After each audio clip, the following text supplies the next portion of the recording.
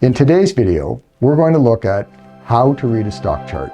Now, we're going to talk about the basics of technical analysis, and that involves understanding the phases of the market, the principles of support and resistance and how to identify them. And then we're going to talk about, to me, the most important thing that you need to take away every single time you look at a stock chart before you make an investment.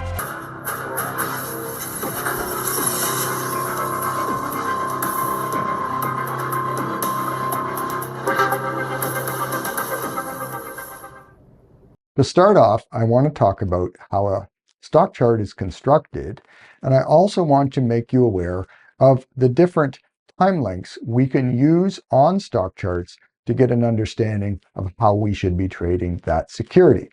Well, to start off, I want to talk about logarithmic versus non-logarithmic charts, and a lot of people are confused about this. Let's start off with an example of ABC Company. ABC stock is trading at $1 a share. We're going to keep the example simple here. That stock goes up by $1. So it's gone from $1 to $2. Now, you guys know enough about math to know that $1 that goes to $2 is a double. It's gone up 100%. Now, think of it.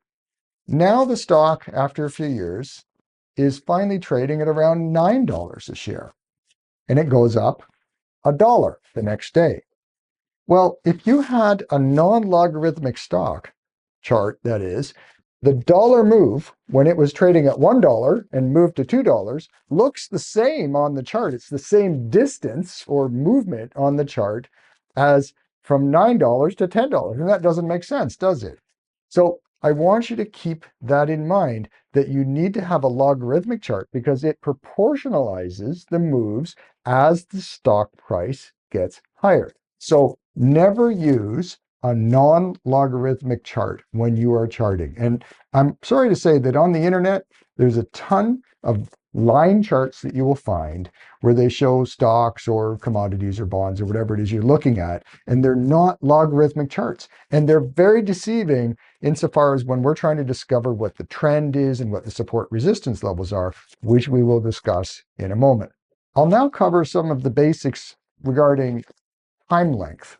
So there are different charts that we can use. We can use a daily chart, an intraday chart, a weekly chart, and a monthly chart. And these are all used by traders who are looking at different time lengths for their trading horizons. So for example, intraday charts. That means that you're looking at usually a chart that is broken down into 1 minute or 3 minute bars. And we're going to look at how these bars look at in a minute, but just understand that you could be looking at an entire day's movement on a 1 minute at a time basis. And that's a type of chart that most midterm to long-term investors really don't need to be looking at. But if you're a day trader, that's all you're going to be looking at. So intraday charts are not much use to those of us who are trading for midterm and long-term time horizons.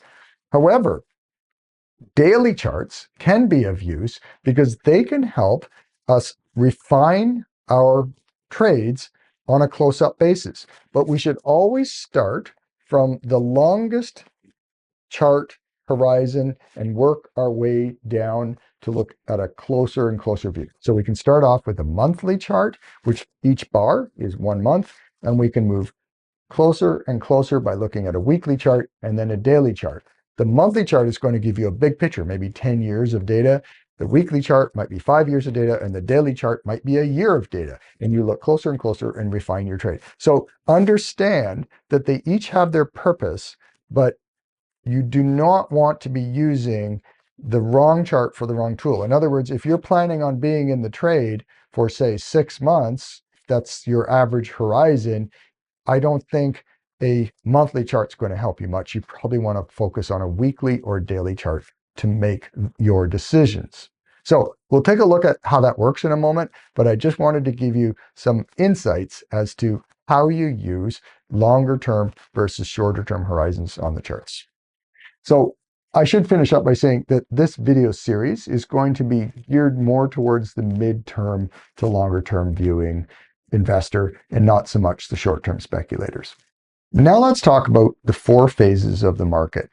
The market moves in base formations where it will go flat. It moves in trends, up or down, and it moves in topping formations. So we call those the 4 phases of the market, and I number them. I call them 1, 2, 3, 4, where the bottom base is 1, the uptrend is 2, the topping pattern is 3, and then the downtrend is 4. You don't really have to call it 1, 2, 3, 4. You can just understand that there are periods of time that stocks move sideways. They then move into an uptrend. They then can form a topping formation, and then they can move into a downtrend. We're going to look at how that works right now. So this is an illustration of the 4 phases. And what I've done here is I've illustrated that we've got a base, we've got an uptrend, we've got a consolidating top, and a downtrend. How do we recognize each phase? Well, simple rule. An uptrend, to start with, is signified by higher highs and higher lows. And what I'm using here in most cases you'll see today is weekly charts. So we want to see a successive series of higher highs and higher lows. We also want to see that the stock remains above its 200-day or 40-week, they're roughly the same, 200-day simple moving average. You can draw a moving average on most online charting softwares. Now, people sometimes ask me, what charting software should I use? I can't endorse any of them. I can tell you I personally use stock charts. There is a free version of stockcharts.com. I, of course, get the subscription base because it gives me more tools, but there are lots of free stock charting programs on the internet. I would maybe take a look at stock charts. There's TC 2000, I believe it's called. There's a few others that you can look at and usually get a free sample or a very low subscription price for their basic entry service. I want you to understand that when a stock is no longer making higher highs and higher lows, it is moving into a base. Now, after an uptrend, that base often turns into be either a consolidation within an uptrend and then breaks out higher, or it can turn into a top. Well, how do we know when that top is in? Well, a base by itself is no more higher highs and higher lows. The market's moving sideways. But when we see a breakdown, so I'll zoom in on this and I'll erase a few lines here to help you out. So when we see that the lows, in this case, are broken and we start making a series of lower highs and lower lows, we know that that base was not just a basing pattern in a long series of up-moving trends.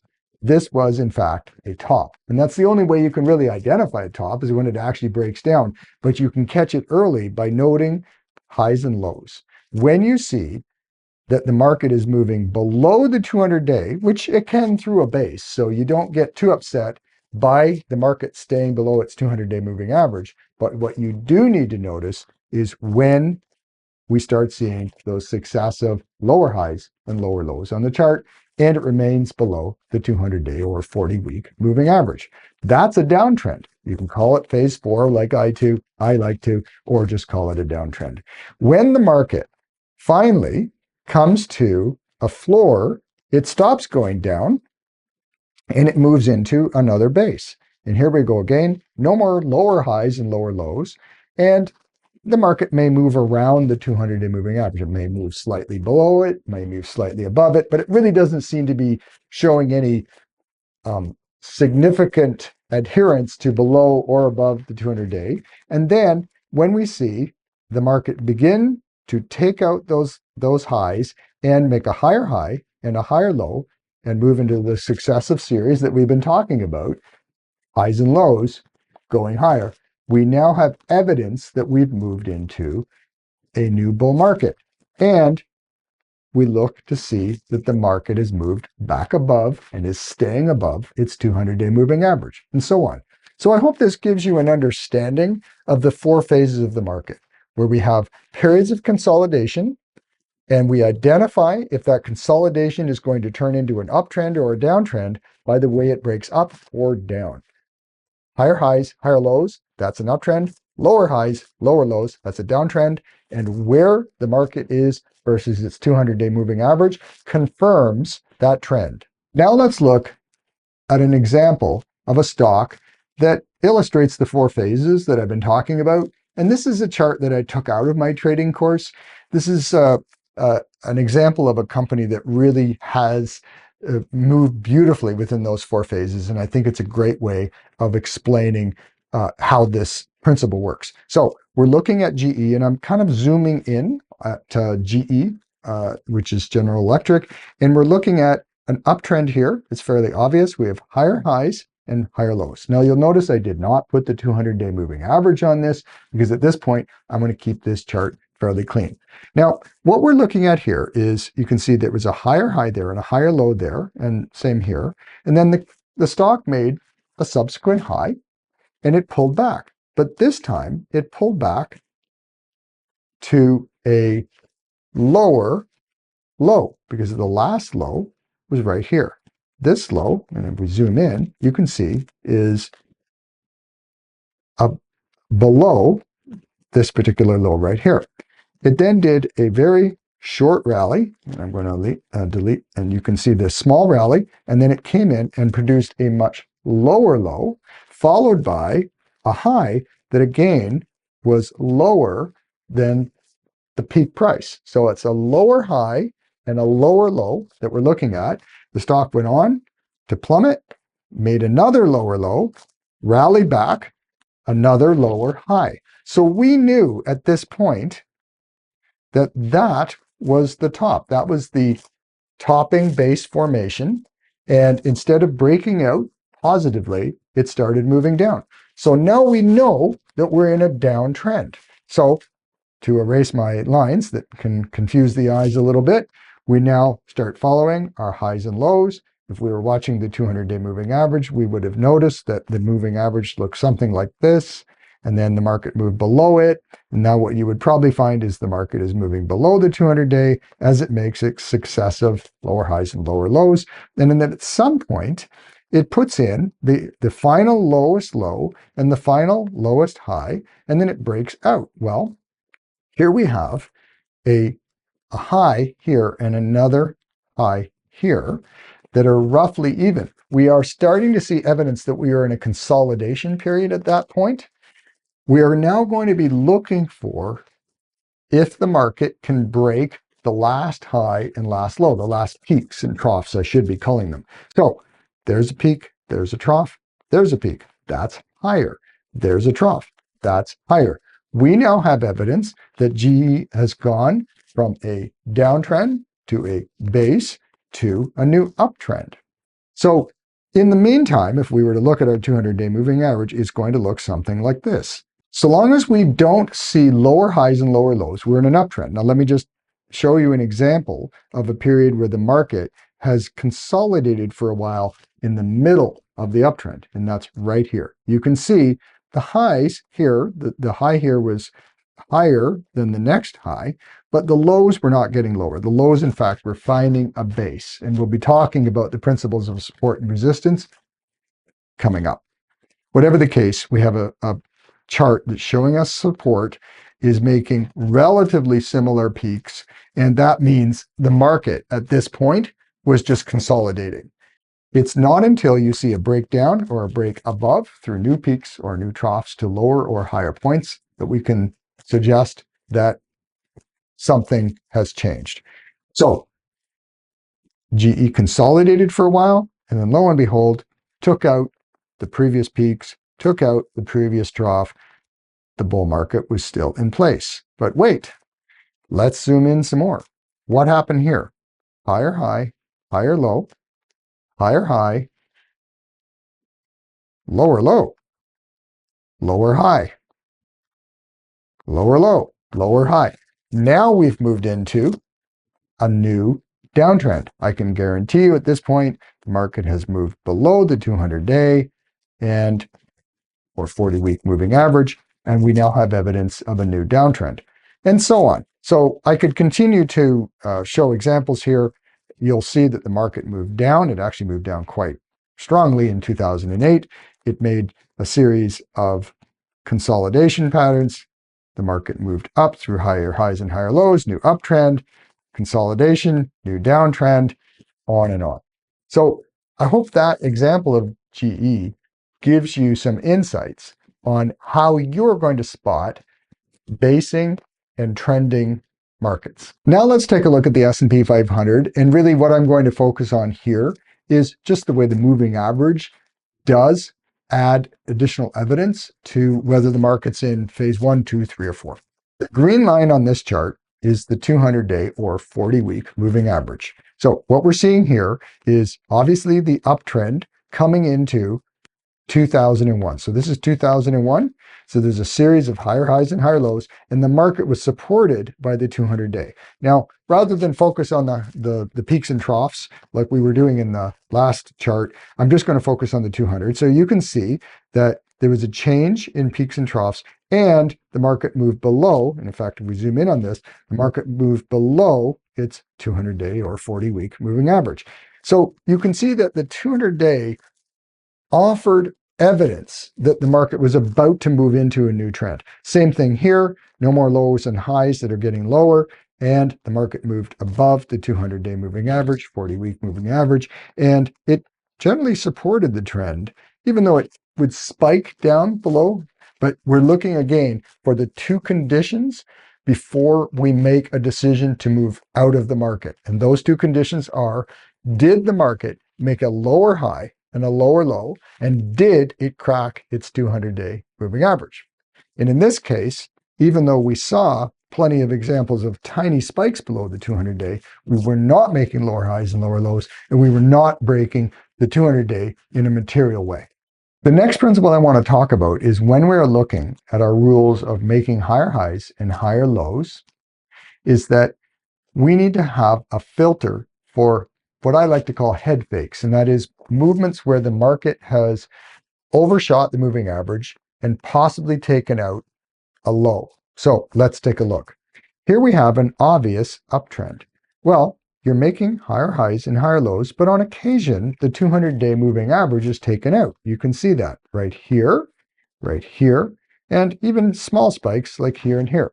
So you do not sell if the 200-day is taken out. That is not your sell signal.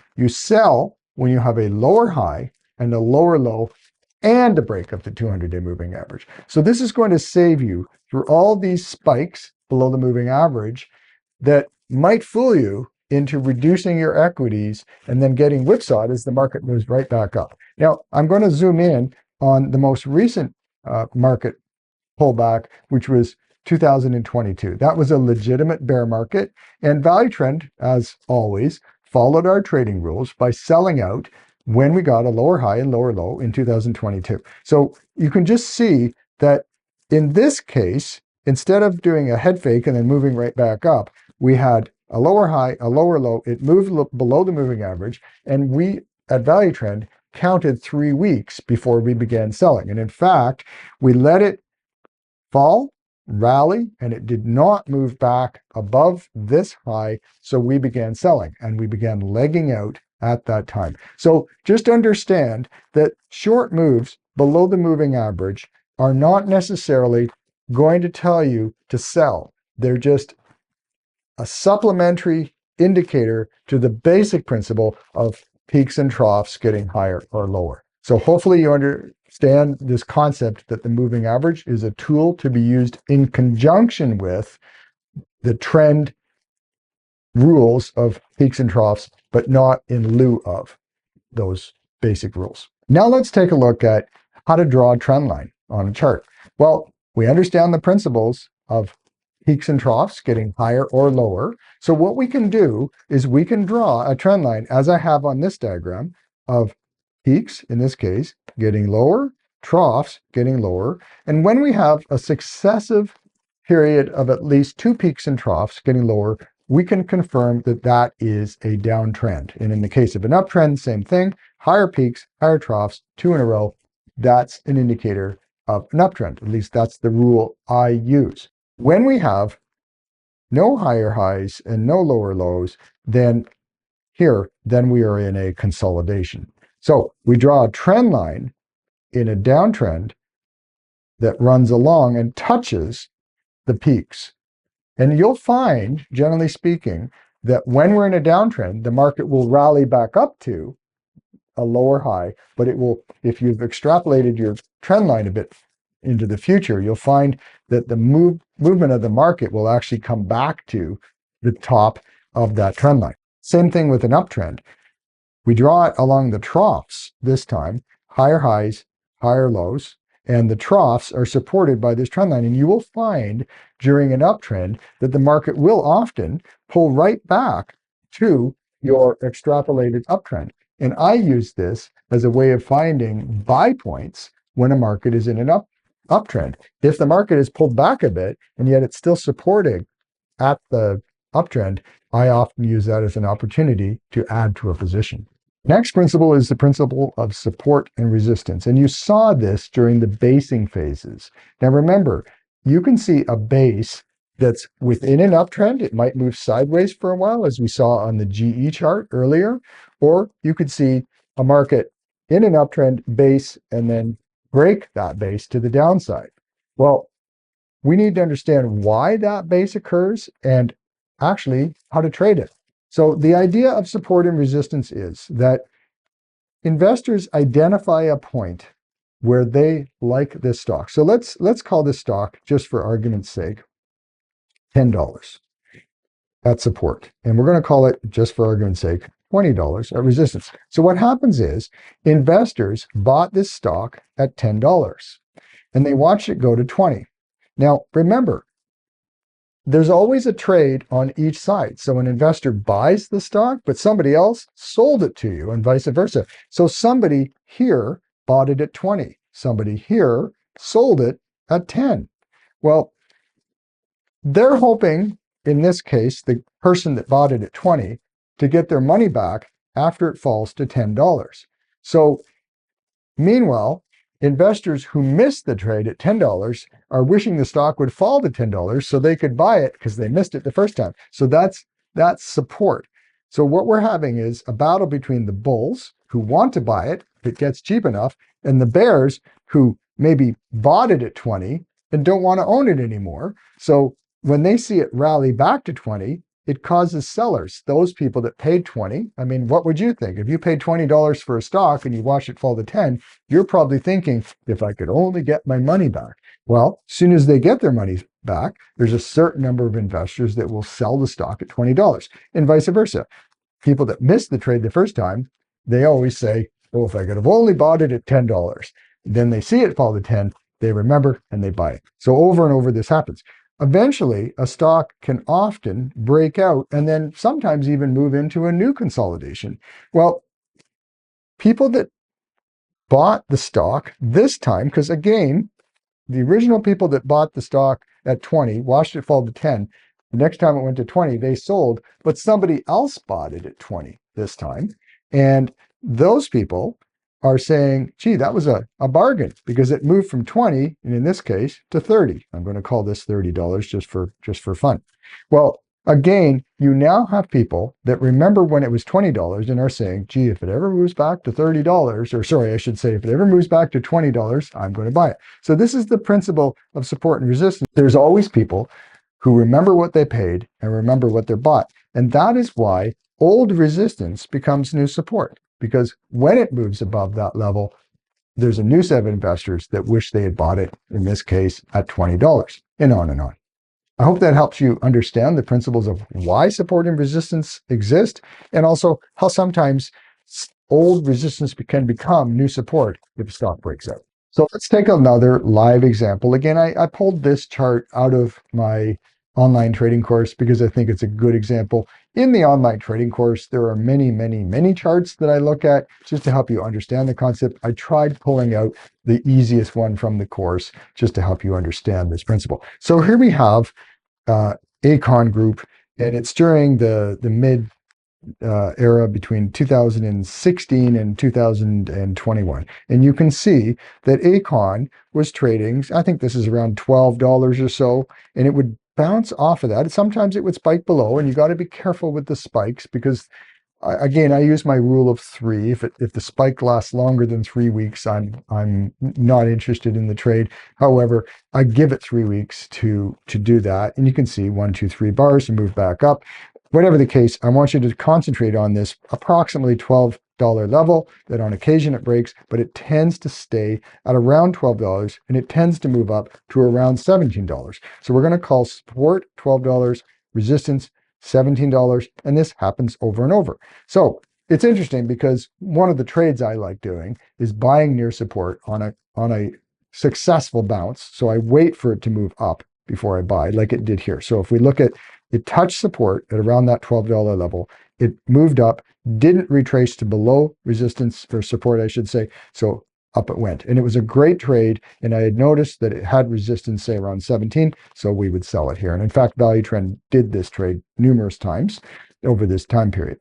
Well, this was the COVID crash. And sometimes you have to use common sense. If the market is in free fall panic, like it was during 2020, during the COVID crash, everything moved down. And it wasn't an individual problem with Acon, it was a problem with the market. So you could forgive this spike below support. And what's interesting is once the COVID crash was over, you can see the stock once again found support around $12. Now, here's what happened. The stock moved up to $17 as it had many, many times before.